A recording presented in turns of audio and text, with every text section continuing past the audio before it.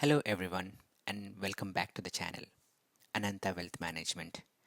Today the focus is on the long-term care insurance and long-term care services, a topic that is very important for maintaining quality of life and ensuring support during times when extra help is needed. Let's dive into the details. As we live longer, healthier lives, we are also facing a new reality, the increasing need for long-term care. It's something many of us don't like to think about, but it's a vital part of planning for our future and the future of our loved ones. Long term care isn't just about nursing homes, it's a whole range of support and assistance for people who need help with everyday activities because of aging, illness, or disability. This could include things like bathing, dressing, eating, or even just getting around. These services can be provided in various settings like at home, in assisted living facilities, or in nursing homes. It is estimated that 70% of people over 65 will need some form of long term care.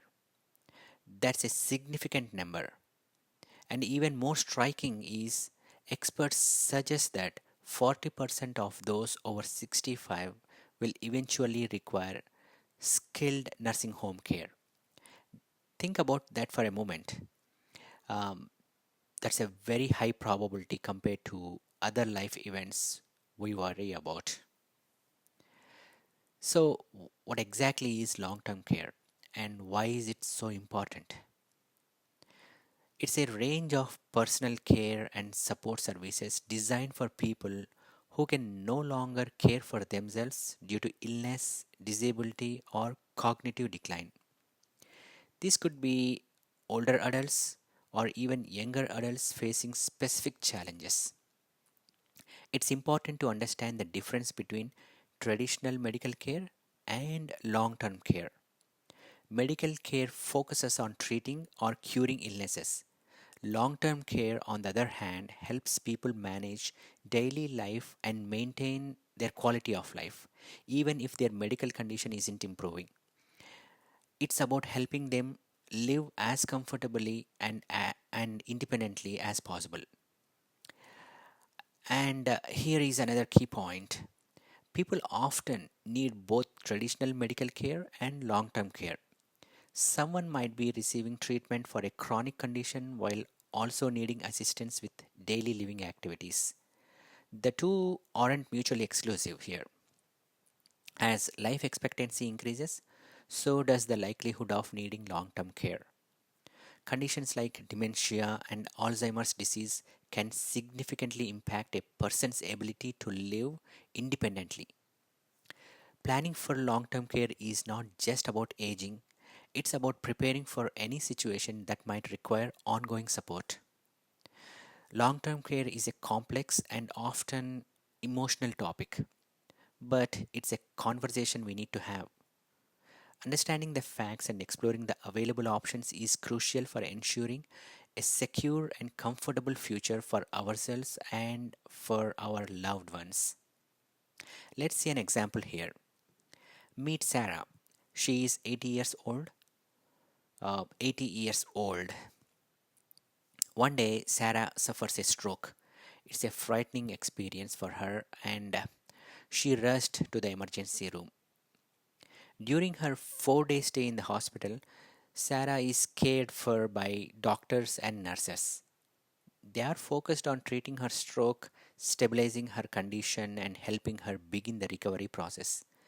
This is traditional medical care, the kind of care we typically think of when we picture someone in the hospital. After 4 days, Sarah is discharged from the hospital. She has made some progress, but the stroke has left her with some challenges. She is having difficulty with several activities of uh, daily living, or ADLs, as they are often called. One of the biggest challenges is feeding herself. This is where the need for long term care becomes clear. Sarah's family realizes she needs help with everyday tasks. they hire a skilled at home nurse. This nurse is a long term care provider. Her role isn't to provide medical treatment for the stroke itself. That's what the hospital stay was for, right? Um, Instead, the nurse focuses on helping Sarah with her daily needs, specifically at meal times. She assists Sarah with eating, ensuring she's getting proper nutrition, and maintaining her dignity. Sarah's story perfectly highlights the difference between medical care and long-term care. The hospital stay was about treating the acute medical issue, the stroke. The at-home nurse is providing long-term care, helping Sarah manage her daily life after the medical crisis has passed. Long-term care is about assisting with those essential activities that allow someone to maintain their quality of life when they can no longer do on their own. It's crucial to understand that Sarah might continue to receive medical care for her stroke recovery, such as physical therapy or checkups with her doctor. But the long term care provided by the nurse is a separate but equally important type of care.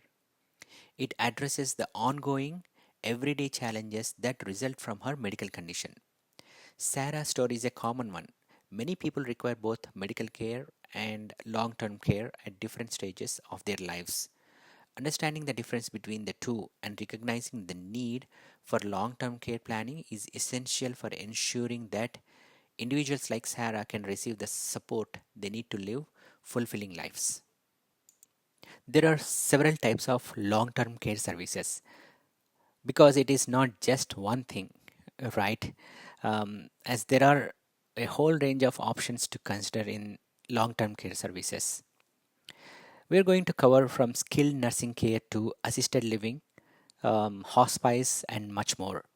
Understanding these different types of care is crucial for making informed decisions for yourself and for your loved ones. Let's start with the skilled nursing care. This is a level of care that requires the expertise of a licensed medical professional like a registered nurse or a doctor or a therapist. Think of it as care for complex medical needs. This could involve things like wound care, administering your medications, or managing chronic conditions. It is the care that has to be done safely and correctly by a trained medical personnel. Next is assisted living facilities. These are residential communities that offer a combination of housing, personal care, and support services. Residents typically have their own apartments or rooms, but they can receive assistance with activities of daily living, medication management, housekeeping, laundry, and other services as needed. Hospice care takes a different approach. It is focused on providing compassionate care for individuals who are terminally ill. It's not just about medical needs.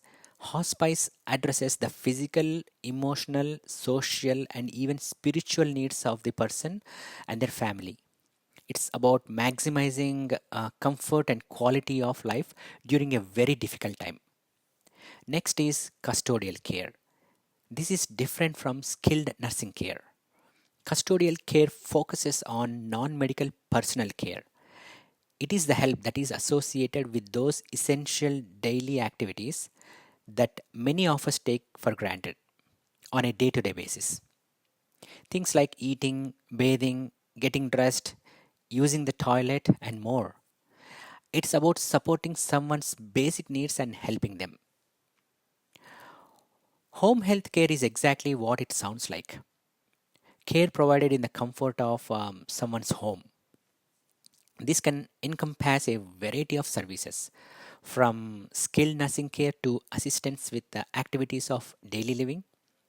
It also allows individuals to receive the support they need while remaining in a familiar and comfortable environment. Finally, we have adult daycare services that offer support and supervision during the day at a community based center. This is especially helpful for families where the primary caregiver works outside the home. These programs are designed to meet the individual needs of adults who may have physical or cognitive impairments. It provides a safe and engaging environment for them while their family members are at work.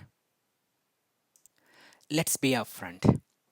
Long term care can be expensive, really expensive, and that's why it's important to be prepared.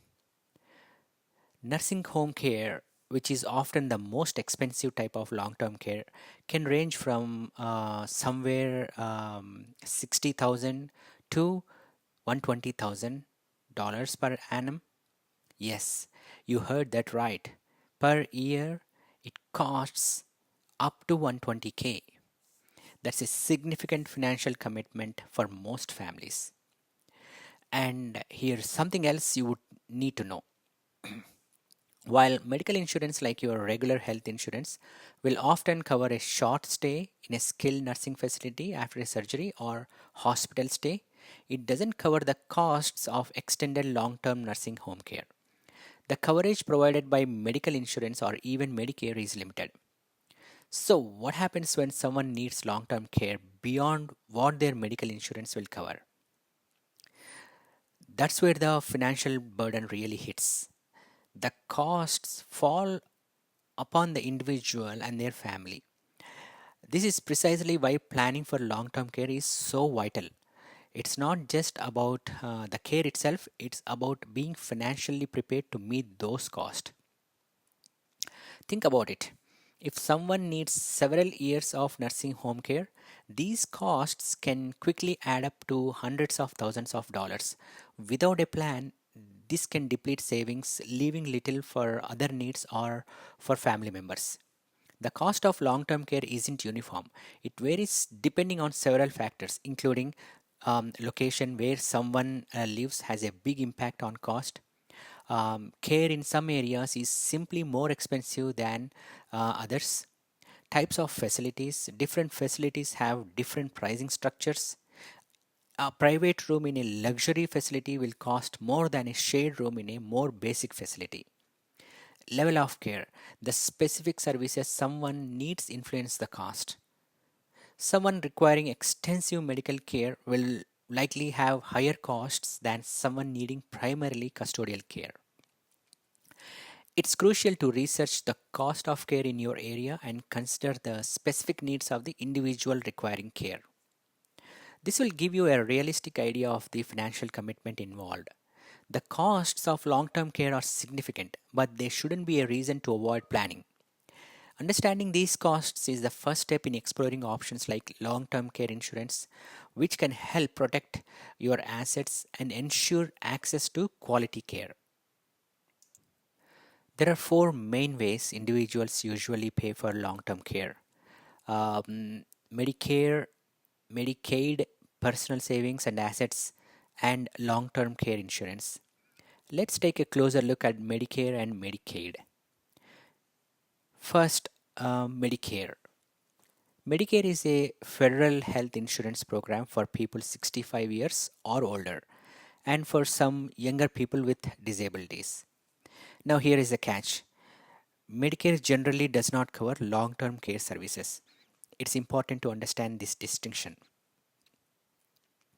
While Medicare seems like it covers long term care, its coverage is actually quite restricted. It only helps with short stays in skilled nursing facilities, hospice, or some home health care. And even then, only if someone meets very specific requirements. They must have had a recent hospital stay of at least 3 days, be admitted to a Medicare certified facility within 30 days of that stay, and need skilled care related to the reason for their hospitalization. And even if they qualify, Medicare only covers some of the costs, usually for a maximum of 100 days. Next is Medicaid. Medicaid is a joint federal and state program that provides medical assistance to individuals and families with low incomes and limited resources. It's a needs based program. Each state runs its own Medicaid program, sets its own eligibility rules, and determines how much it pays for services. Because it's a state run program, the specifications vary. However, Medicaid typically covers a range of long term care services, including home health care for those needing skilled nursing, inpatient and outpatient hospital services, lab and x ray services, and so on. It can also cover early and periodic screening, diagnostic, and treatment services for children under 21. So, Medicare offers very limited long term care coverage, while Medicaid can be a crucial safety net for those who qualify based on income and resources. To be eligible for Medicaid, a person must be age 65 or older. That person should be permanently disabled as defined by the Social Security Administration. That person could be blind. That person could be a pregnant woman. That person could be a child or the parent of a caretaker of a child. Additionally, to qualify for Medicaid, an individual must have limited assets. The assets considered during the application process include stocks and bonds, checking and savings accounts, additional vehicles if more than one vehicle is owned, certificates of deposit, real estate property other than a primary residence. These are considered as assets. On the other hand, certain assets are not considered as assets. They are not assets actually. Let's look at them. One motor vehicle, personal property and household belongings, life insurance with a face value under $1,500, up to $1,500 in funds set aside for burial in future, assets held in specific kinds of trusts, um, certain burial arrangements such as pre-need burial agreements. In summary, Medicaid eligibility requires that a person meets one of several categories such as being over 65, disabled, or a caretaker, while also having limited income and assets. These guidelines ensure that assistance is directed towards those who truly needed it. Medicaid planning is essentially about legally and ethically structuring your finances so that certain assets are not counted when Medicaid determines your eligibility for long term care benefits. The goal is to protect some of your hard earned savings while still being able to access the care you need. One of the most critical aspects of Medicaid planning is the look back period. This is a period of time that the state reviews to see if you have transferred any assets to anyone for less than the fair market value. Think of it as the state checking to make sure you haven't given away your money just to qualify for Medicaid. And this is where the Deficit Reduction Act of 2005 comes in. It extends this look back period to 60 months. That's 5 years. That's a lot before the date you apply for Medicaid. So, any asset transfers made within those 5 years are subject to scrutiny. If the state finds that you have transferred assets for less than the fair market value during the look back period, you will face penalty. This penalty usually takes the form of a period of ineligibility for Medicaid long term care benefits. Essentially, it delays the date you can start receiving those benefits. For example, let's say you gift your house to your children for significantly less than its market value within that look back period, which is 5 year window. This transfer could trigger a penalty delaying your Medicaid eligibility. Medicaid planning is a delicate balancing act. It's about protecting your assets while ensuring access to necessary care. It's crucial to work with a qualified professional who understands the specific rules and regulations in your state.